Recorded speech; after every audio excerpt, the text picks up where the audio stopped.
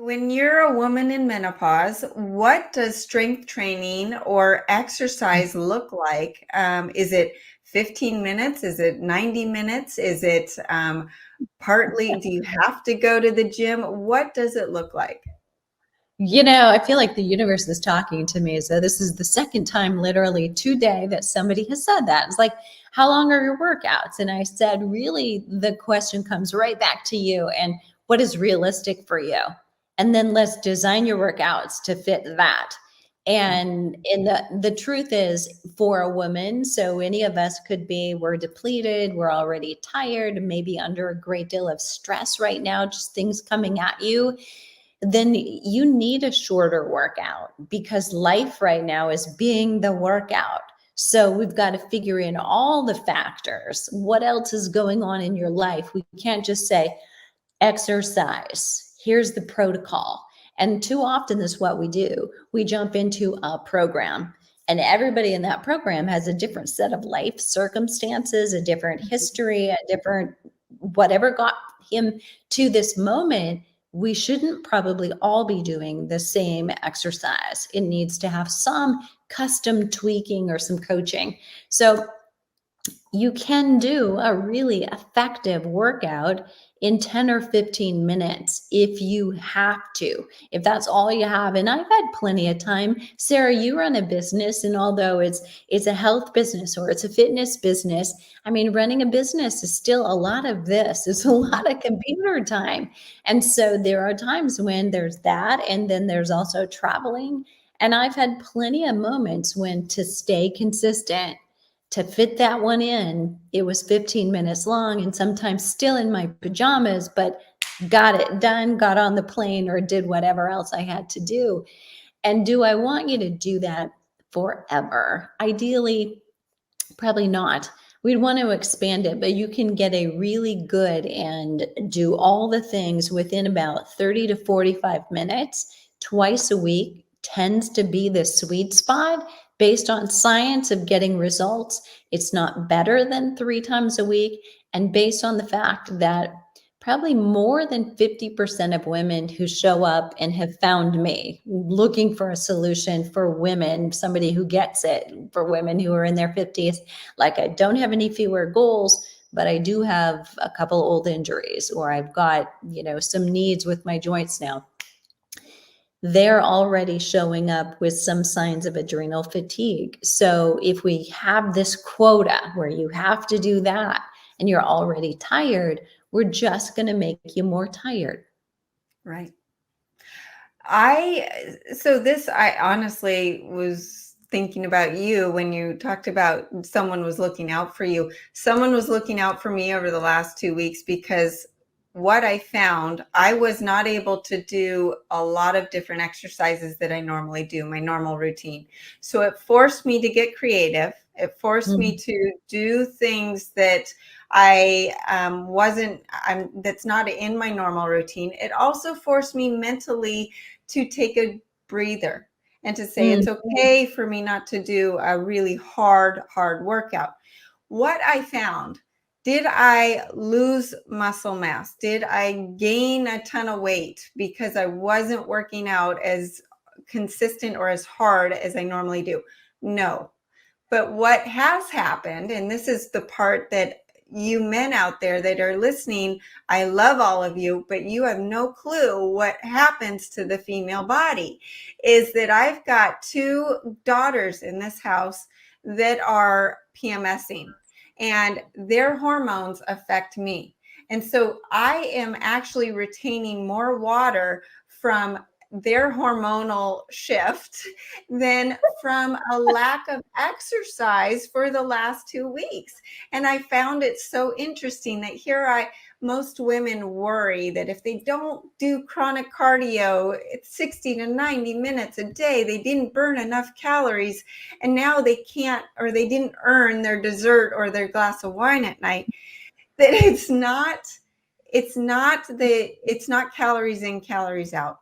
It's about hormones, and those hormones really do affect our body composition. And so as we shift our hormones into menopause, perimenopause, you've got to shift as well. And so I wanted to touch on that with how you can, how women should look at their hormone changes and Mhm. how that is going to affect strategically what they're going to do differently with their workouts.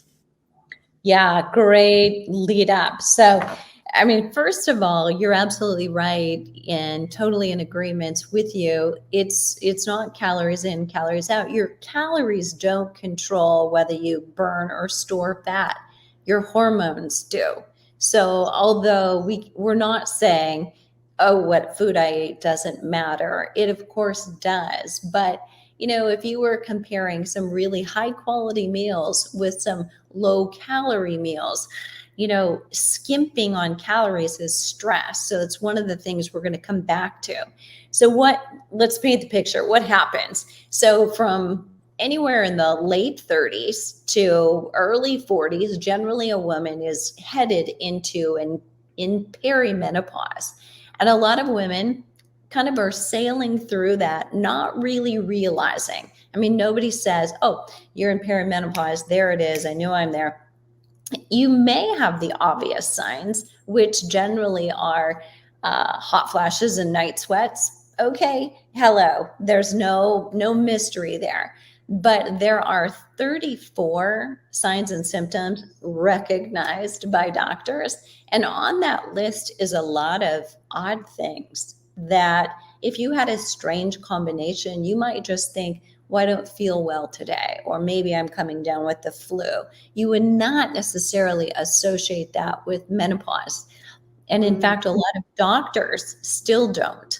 They don't think to ask, well, this woman is in her 40s, so she's got this odd array of symptoms.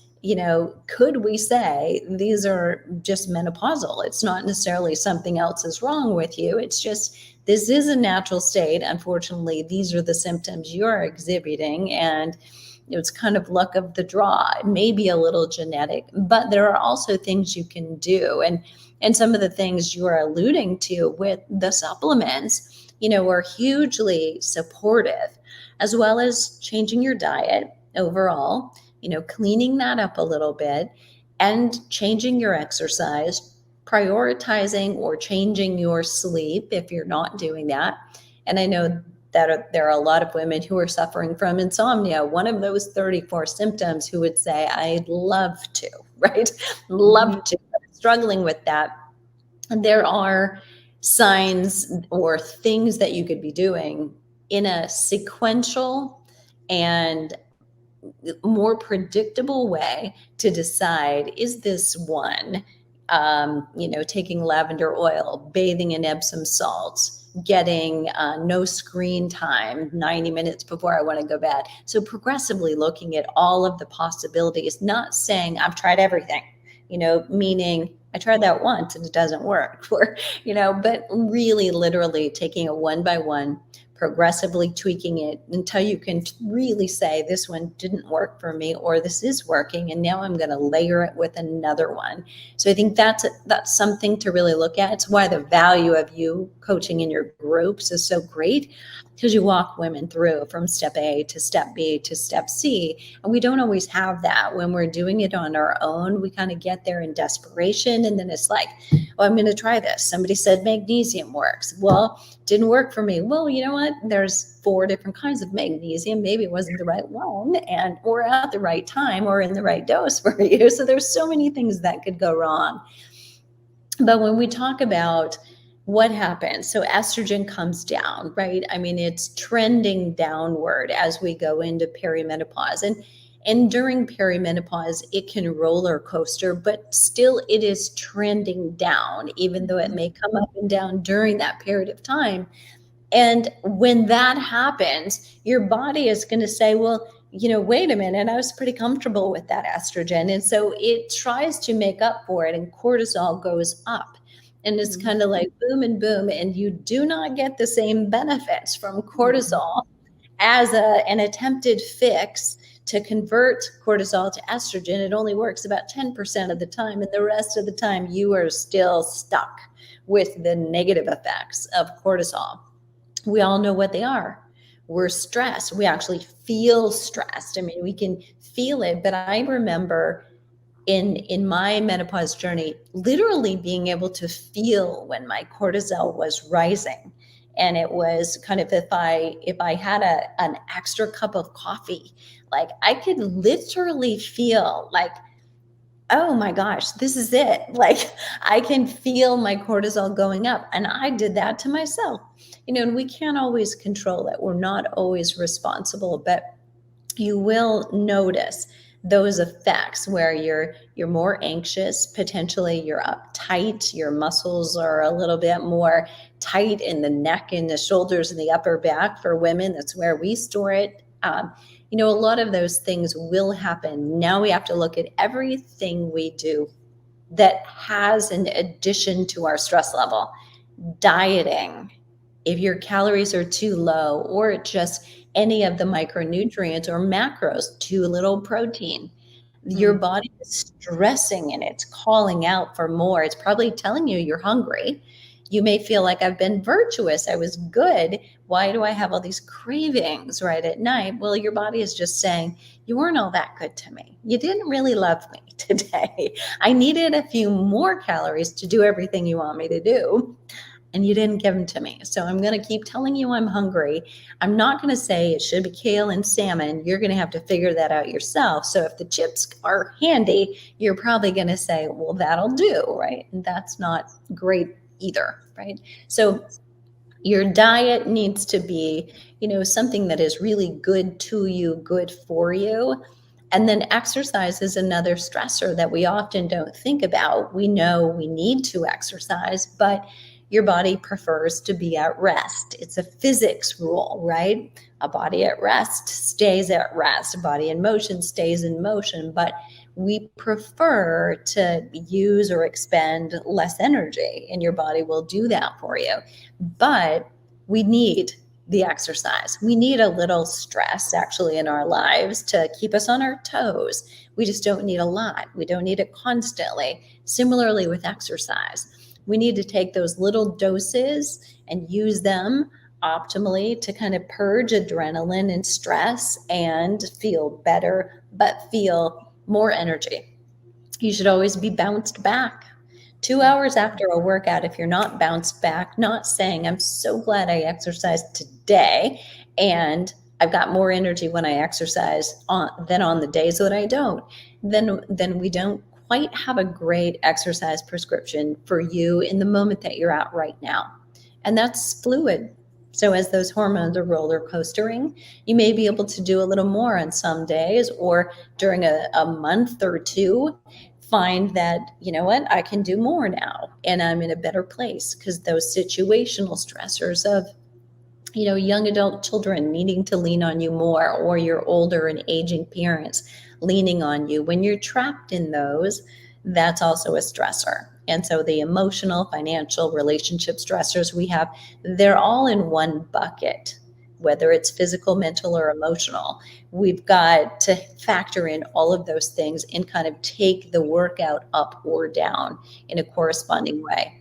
If your cortisol is high and or too low, and it can be bad both places, right? We want to be in your sweet spot all the time, but you will probably be gaining weight in a belly fat way. So central adiposity is a bigger issue. If your cortisol is too low, you're just out of gas.